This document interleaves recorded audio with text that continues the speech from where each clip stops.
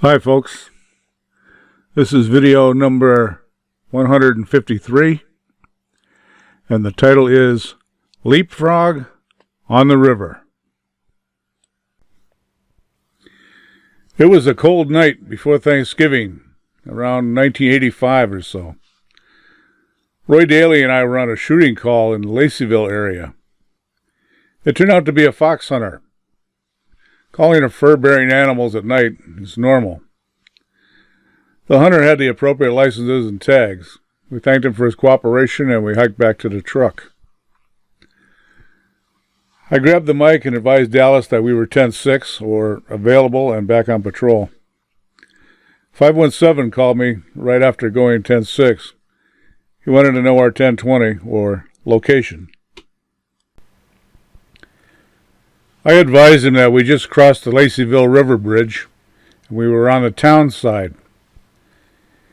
He requested that we go out the street that leads to the river at the end of a small peninsula.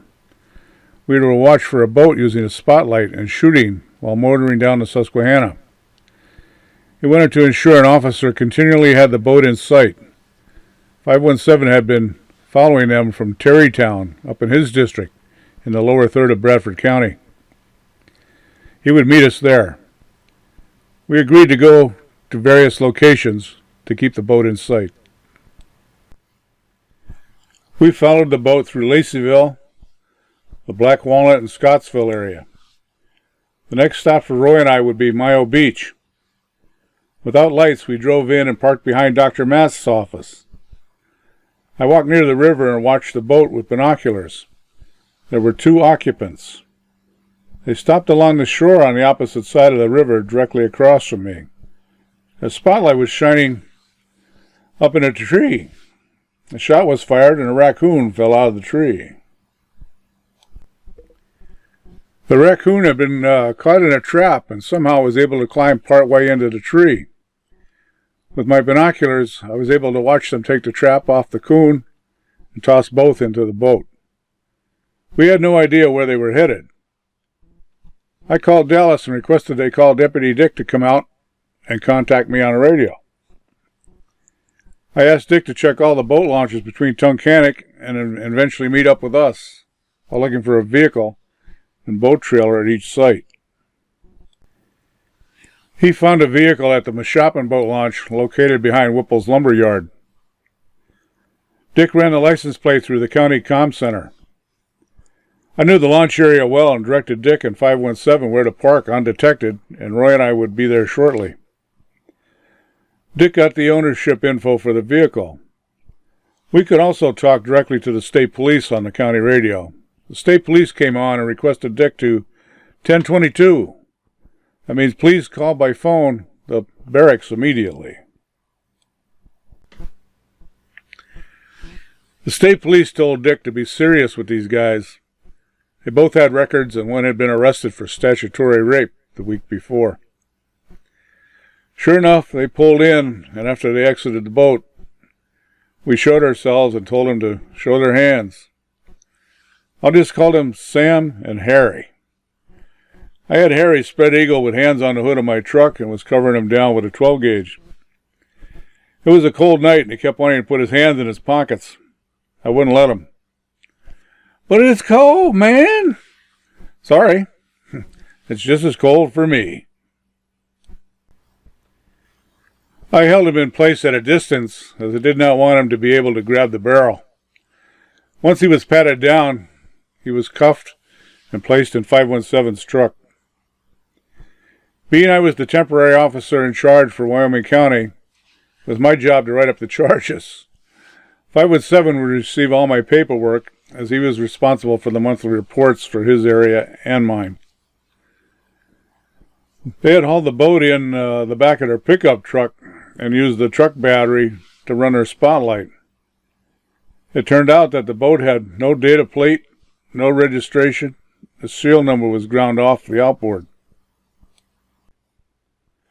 517 recognized these 2 from the winter before.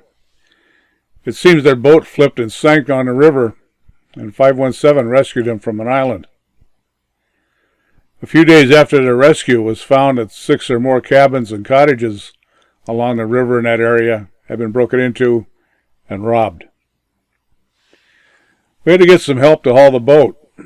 517 and I had ram chargers, and Dick had a Bronco.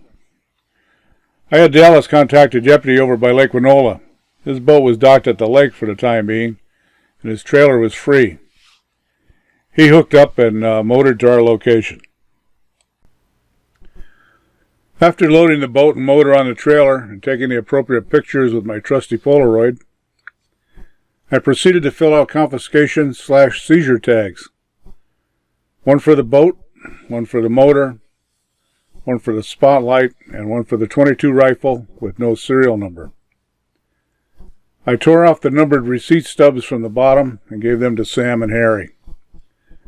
The list of charges were as follows: hunting without a regular and accompanied fur taker's license, possessing 12 unlawfully taken raccoons, possession of a stolen trap, shooting from a boat while under power of a motor, at least 6 safety zone violations. They hunted all the way through Laceyville. No life jackets, and they didn't have any navigation lights on the boat either. Missed that one. They took a hearing. They tried to say that all they were doing was following Harry's dog as he ran along the riverbank.